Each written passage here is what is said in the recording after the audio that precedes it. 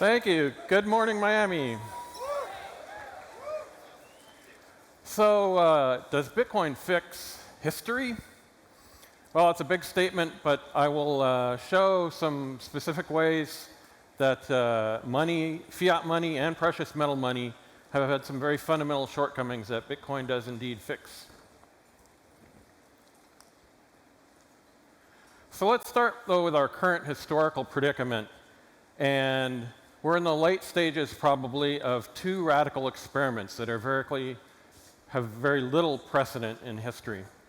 The first one is we're in a pure fiat currency regime all over the world, and that is a very historical rarity. It only became pure fiat in 1971, as I'll relate. And the other radical experiment the whole world is undergoing is digital centralization.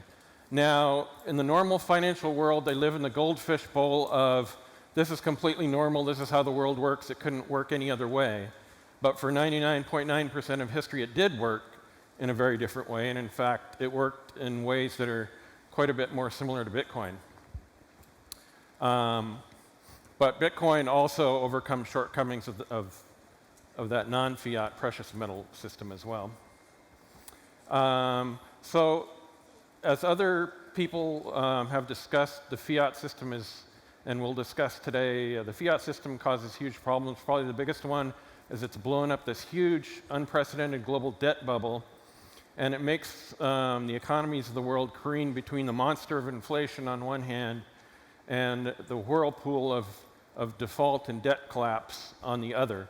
And so people are trying to steer their fiat-denominated portfolios, and the central bank is trying to steer financial system, and so they hope economies through these two horrible outcomes, which as the debt accumulates and as they keep kicking more cans down the road, these risks increase.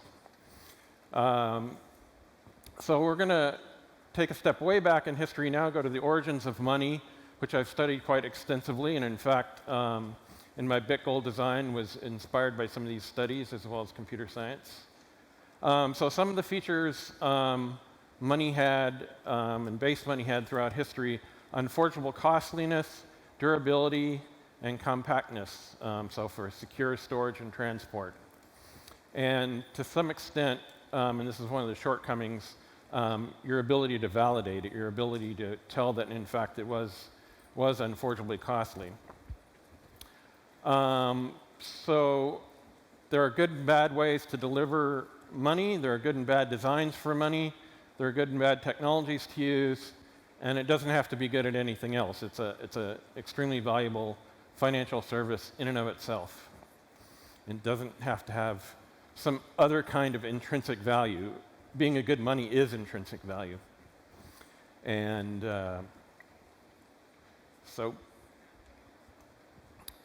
what was early money? Long before markets, for tens of thousands of years, quite likely money was used for your most important life events. It wasn't for markets that didn't exist, but it was for things like injury compensation, peacemaking, tribute, marriage, inheritance. The most important events in your life quite often involve transfers of wealth along with that. And to some extent, a lot of extent, they still do. We are saving for retirement. In the modern world, we want to save for marriage, for family, for buying our first home, for our children's education, and legacy for our children or other cherished people or causes beyond the grave. And so these often get glossed over in both the academic economist world and in the corporate marketing hype and in all the gambling casino aspect of cryptocurrencies. But these are really what most people save for. This is what a lot of us are hodling for. And so we need a very good store of value function. That's the most important aspect of this.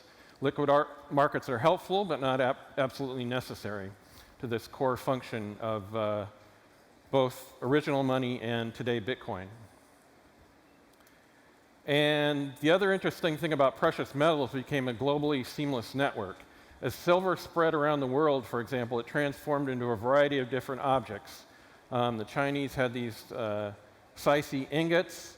In the Indian Ocean, you had wires which were easy to snip, and you'd put it over the fire, and depending on what color it glowed, you could tell it was good silver or not. And of course, coins in Europe that in European diaspora around the world. So precious metals were the most important store of value and the basis of almost all financial systems. And that started in 4000 BC in the Danube Valley, and it didn't really end until very recently, 1971, and the end of Bretton Woods, which I'll talk about. But precious metals did themselves have some big shortcomings that led to their downfall. And probably one of these shortcomings, probably the biggest shortcoming with those monetary metals, is that they're costly to assay and validate. You don't, every time you, certainly in a retail transaction, like going to the market and paying for something, paying for some coffee or even a somewhat more expensive thing, it's going to be too expensive ungleanly. You have to, put your wire over the fire and hold it up and see what color it glows. You have to be an expert on what color it is and so on.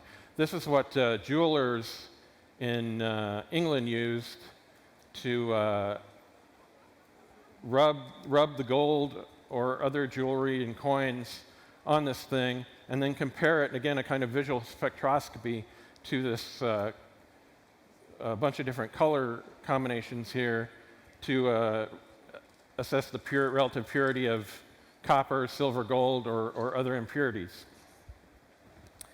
And so validation and centralization are very related. The cost and risks of validating gold to make sure it's not counterfeit, but is actually gold or silver or copper, caused people to outsource validation to third parties in the form of coins, and then later on in the form of banknotes. And gold became centralized in vaults. And that added trust to the system, and that trust was abused. So that was the main factor that eventually led to the downfall of the gold standard and replacement with fiat currency. And so the invention of coins, for example, sacrificed trust minimization for increased velocity, so that you could buy that, coffee at the corner store and so forth, or in their case, buy your dinner at the bazaar. But some of the craft and skills and tech that gave us the Industrial Revolution also made it easier to counterfeit coins. This is a fake Spanish coin that was made in Birmingham. And so as counterfeit coins spread, banknotes grew. And so coins of high denomination went out of circulation eventually and were replaced by banknotes. And then in turn, banknotes got abused. It used to be a banknote, the dollar you have in your pocket, for example, was redeemable in gold on demand. Anybody could go to the US Treasury and redeem it for gold. But then they hedged and said redeemable for lawful money, whatever that is.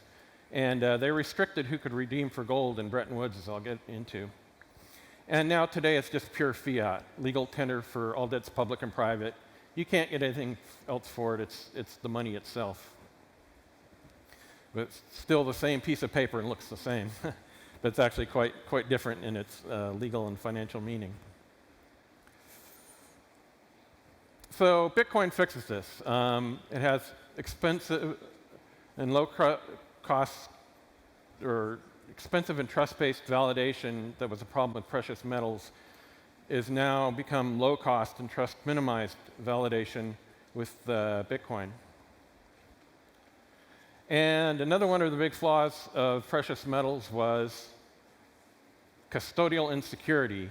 The Aztecs took gold tribute from their subject tribes. The Spanish conquistadors looted the Aztecs. Sir Francis Drake and the other pirates looted the Spanish galleons. Seizing gold was a universal war objective. Right up until 1971, as we'll see, the French were using warships to move gold across the Atlantic. And so that was a a continual plague, and Bitcoin partially fishes this with multi-sig and key management and many of the other innovative custodial solutions that people are coming up with. And so from the heavily armed Spanish treasure fleets to this warship taking gold from the New York Fed, this French warship, back across the Atlantic. And by the way, the French warship was not there to try to intimidate the US Navy. You can't really do that. But it was there to protect the gold going back across the Atlantic during the Bretton Woods system. During the latest pandemic, gold futures markets ceased or slowed down their deliveries because of force majeure, because a virus and the restrictions on human social contact made those deliveries very unreliable.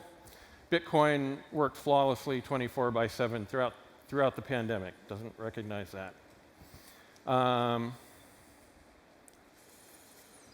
So if the internet can survive a nuclear war, the full Bitcoin transaction history going back to the Genesis block, it exists in over 9,000 copies in over 100 countries.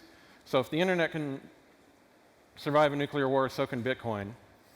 And it fixes that costly and risky delivery. Oh, this is a infamous incident that happened a few years ago with spilling gold out on the runway in Russia. So digital centralization is the second radical experiment. And it was a big move to make, and make financial systems paperless based on digital computers. Oh, very high tech, let's go computer. But the paper system had a bunch of controls and stuff that worked that were highly evolved. And they replaced this with a very fragile, centralized computer systems.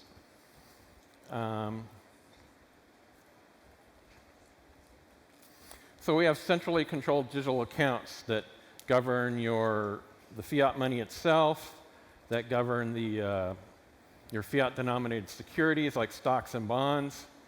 And based on digital computers with their centralized security architecture, they were designed for small, cozy offices. They weren't really designed for the big world. So they've added on lots of bells and whistles to try to fix this. But centralized systems also create toxic political environments. Everybody wants to control that center. The more centralized industries get, especially financial industry, the more political activists who want to violate your property rights want to interfere with them and can successfully interfere with them because it's a fundamentally insecure system. And that gives rise also to high governance costs. And the fiat financial world today spends vast amounts of money on accountants and lawyers and various other things. And Bitcoin fixes this. It is trust to minimize decentralization with its cryptography and computer science protocol that creates a deeply safe asset that's not dependent on, or is much, much less dependent on trust in third parties. And so you can think of a traditional centralized database as Etch-a-Sketch. The security model is the system administrator can go in and change things. And there's a lot of paranoia in this model about the system administrator and making sure they're a good guy and not a hacker. Whereas Bitcoin is an immutable blockchain. It's seamlessly global. You don't have to trust the people to any huge extent running the nodes. So it's not dependent on either private corporations or governments, by and large, for its function, and it seamlessly operates across borders. Whereas the dollar and other digital centralized currencies and fiat-denominated securities, like stocks and bonds, are becoming less useful and more risky as stores of value.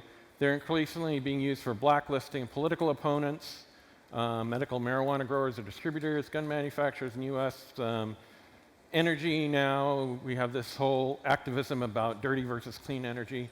There's all sorts of censorship going on in the traditional financial system.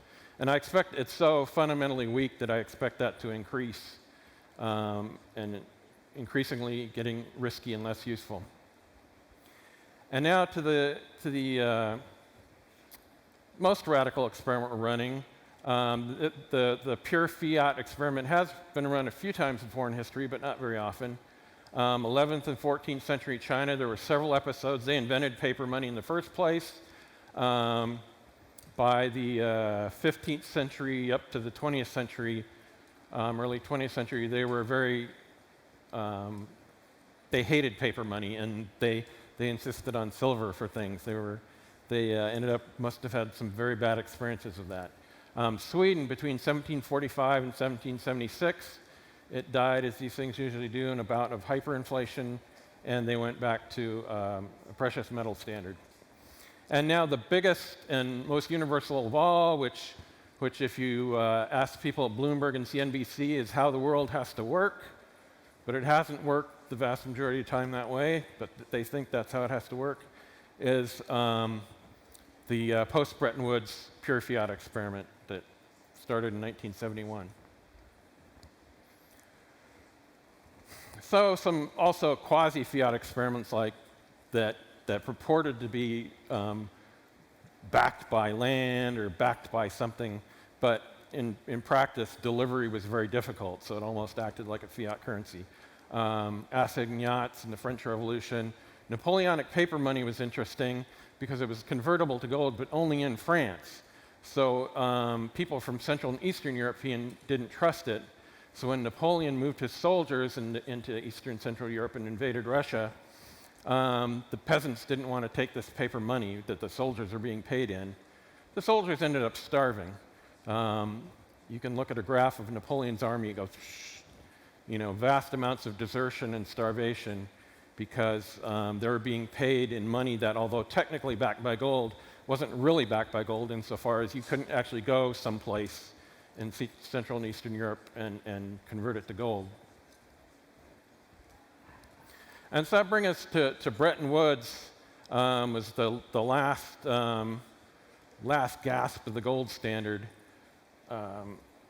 Started in World War II at the end of Roosevelt's last term.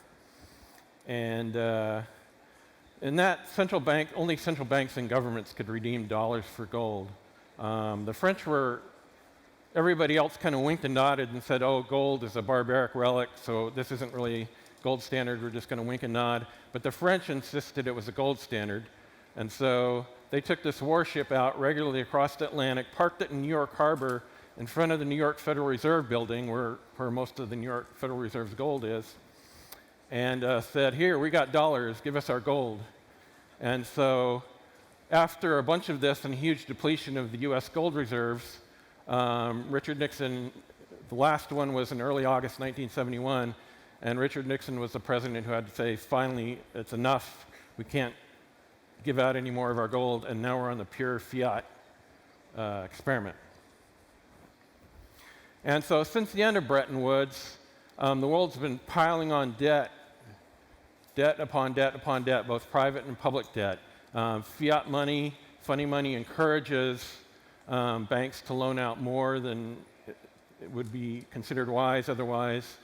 And this debt is subject to collapse sometimes. We had a huge debt collapse, of course, in 1929, leading to the Great Depression, and major debt collapse in Asian countries in 1998.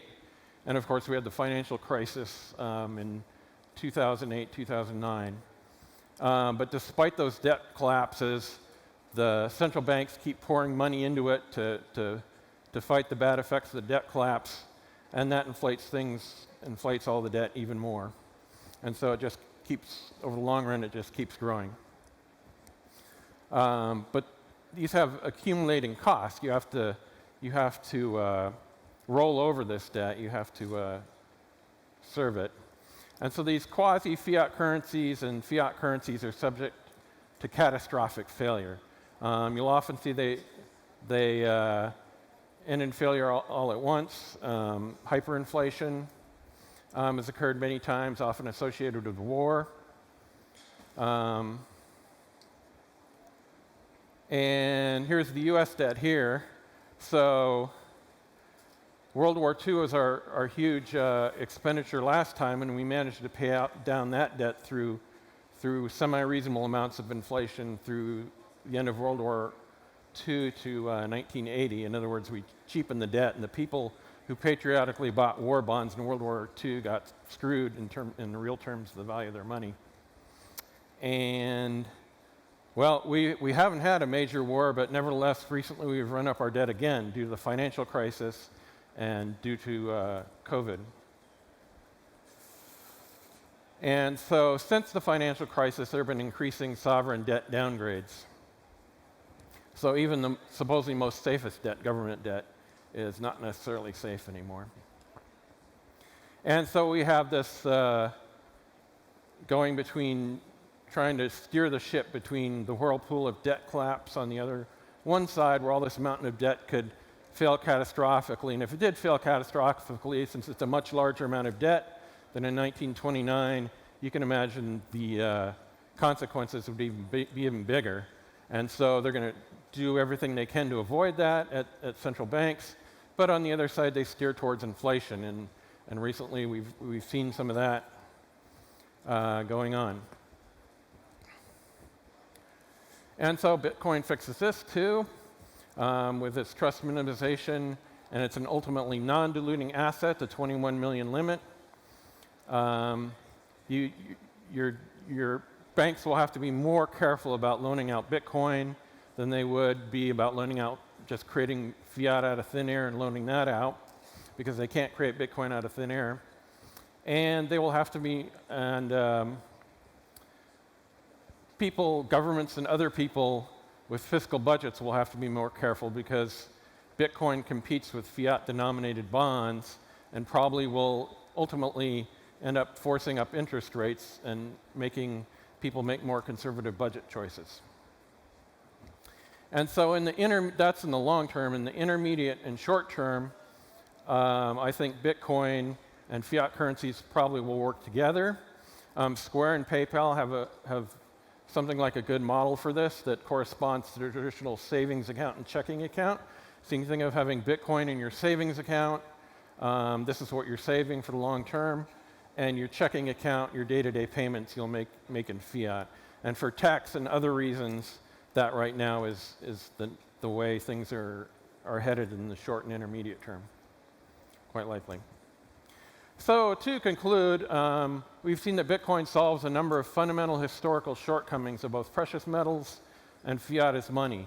The costly and insecure delivery and custody problems is solved by a seamlessly global network of Bitcoin full nodes and good key management practices. Expensive or trust-based validation is probably the most important flaw and the most important improvement Bitcoin is bringing. And that gave rise to some really fundamental things we've seen in financial history, such as the need for coins or IOU banknotes later, and all the abusable trust that came with those trust-based things. And so Bitcoin's full nodes, inexpensive and trust-minimized validation of transactions radically reduces the need for that kind of vulnerability to abuse in the system. And it fixes digital centralization, which arises either under a fiat standard or a vault and IOU gold standard. It replaces it with censorship-resistant decentralization. And the great fiat experiment the world's being forced to run right now, Bitcoin fixes that with its fixed issuance schedule and its publicly auditable money supply. So I hope I've demonstrated to you that Bitcoin fixes some really fundamental problems with money and fiat-denominated securities. And thank you very much.